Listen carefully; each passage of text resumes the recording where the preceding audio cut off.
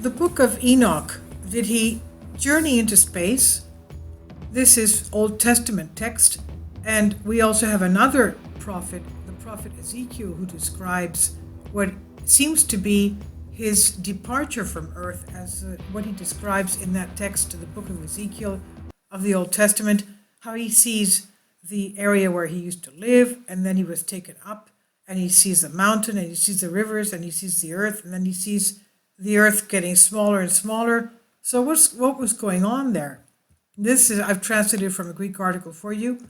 The book of Enoch, one of the most enigmatic and mysterious books of the world.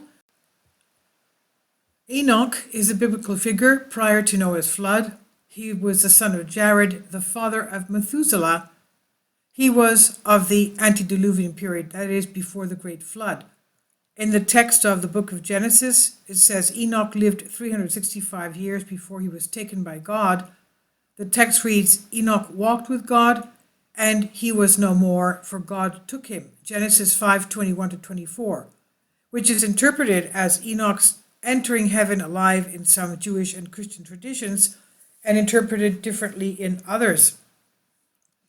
Enoch is a subject of many Jewish and Christian traditions, considered the author of the book of Enoch, and also called the scribe of John, and the epistle of Jude, the last of which also quotes from it. Now, going to the actual text.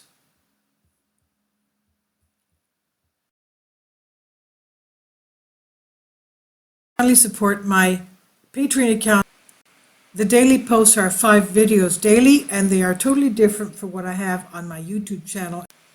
Thank you so much for your support and that you find all my content so interesting. You'll find the Patreon account details in the description box below.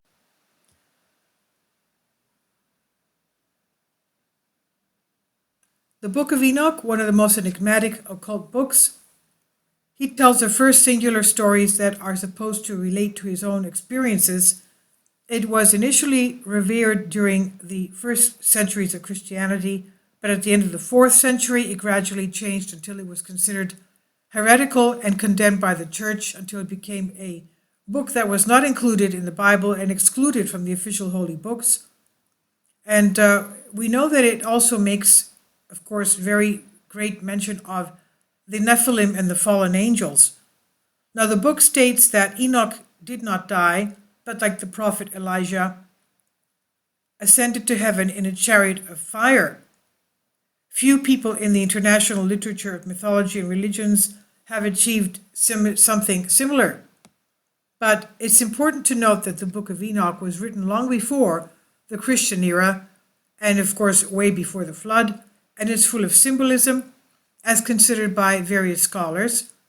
Others argue that this was done to degrade the substance of its content, and if so, then it really has caught our attention. Now, it describes all of Enoch's supernatural experiences before his ascension to heaven.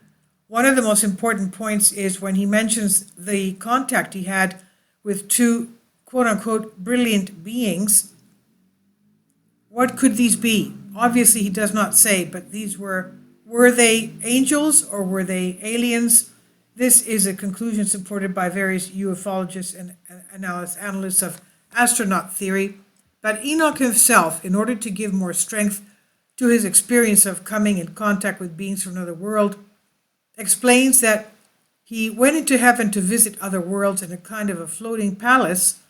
This becomes the butter on the bread of all theorists with alternative approaches, especially when it's described that the ship was huge like broken glass. The floor had glass plates, and through the floor you could see the stars that we were passing by, he said. If not a spaceship, then what was it? Allegorical symbolism? Answered the official commentators and skeptics. Were they Anunnaki? We don't know. Were they what the ancient gods were to some nations? We don't know. Now, Enoch does not hesitate to say that these strange beings spoke to him about the universe and explained to him some of his secrets. It's also revealed to him that God sent his messengers. Messengers are angels in Greek, angelophoros, someone that has a message, the observers of heaven to earth a long time ago, and these observers, quote unquote, mingled with women from earth and created a new race. And suppose these observers, quote unquote, may have been the pre-flood giants referred to in Genesis, the Nephilim, fallen angels. If so, then here we have a clear connection between the book of Enoch and the first book of the Bible, Genesis. And Genesis, of course, in 3:16 talks about the Nephilim. The possible correlation may be one of the reasons the book was rejected. Now, was Enoch out of his mind? Did he see visions? Was he an adventurer? Did he really communicate with, quote unquote, alien beings or angels? Well, a lot of saints, of course, had visions and communicated with angels. Now, moreover, how could he at that time create stories for other worlds, but at the same time, the prevailing view was that the earth was flat? So that's a big question that has to be answered. How is it possible for him to report on the lunar orbit and say that the earth needs 365 days to revolve around the sun, and to talk about the motions of the planets and the comets, and even about the density of the stars? In other words, he was talking about space. And a lot of people comment on me that there is no space. Okay, well, Enoch says there is. So the point is, Enoch continues to talk in his book about things that could only be confirmed thousands of years later, things which he insists his luminous beings revealed to him. In short, it's a work that in itself is one of the most important and amazing mysteries in the world. Also, in today's terminology, we would say that it describes other dimensions, space travel, perhaps even time travel with crystal clear spaceships, energy fields of shields or prison protection, mysterious forces that include lightning, winds, clouds, stars, and which are brighter than our sun itself, and all that with the help of some, quote unquote, brilliant beings showing all this to him. Now, the apocryphal books of Enoch, the book of Enoch, one Enoch that is, in Hebrew and Aramaic, and preserved in Ge'ez, was first brought to Europe by James Bruce from Ethiopia and translated into English, recognized by the Orthodox Tawahedo churches, usually dated between the 3rd century BC and the 1st century AD. And the second book of Enoch, called the Book of the Secrets of Enoch, preserved in the Old Church Slavonic and first translated in English by William Morfill, usually dated the 1st century AD. And then the third book of Enoch, a rabbinical text in Hebrew, usually dated the 5th century AD. And these recount how Enoch was taken up to heaven and was appointed guardian of all the celestial treasures, chief of the archangels, and the immediate attendant to the throne of God. He was subsequently taught all secrets and mysteries, and with all the angels at his back, fulfills all of his own accord whatever comes out of the mouth of God, executing God's decrees. Much esoteric literature, like the 3 Enoch, identifies Enoch as Metatron, the angel which communicates God's word.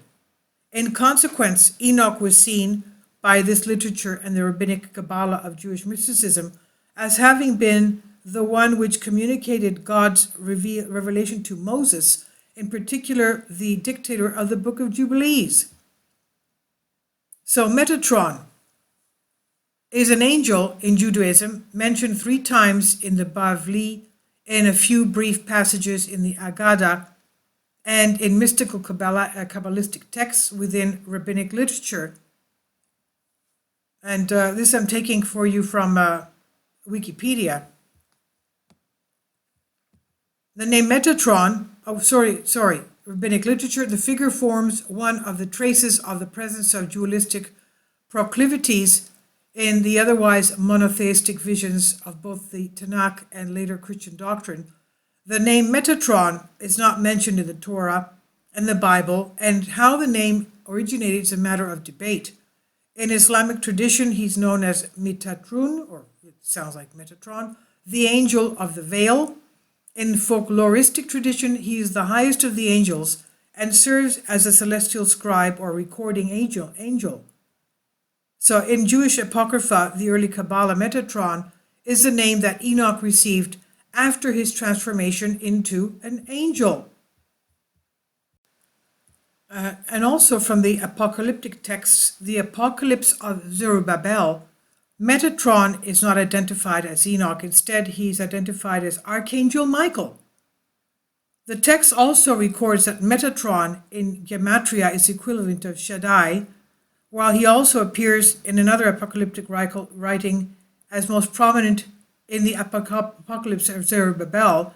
In these writings, he plays the role of heavenly interlocutor, delivering knowledge about the coming messianic age. So that's amazing. He's also associated with the Archangel Michael. We know that another archangel in the Old Testament, in the book of Tobit, the Archangel Raphael, appeared as a man to help Tobit and Tobias, and then he turned into the Archangel Raphael, revealing himself.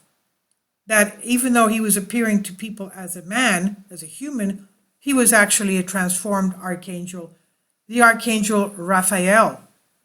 So this is according to Wiki and a Greek article I translated for you. I think this is really fascinating. Please leave your comments and thank you for your support.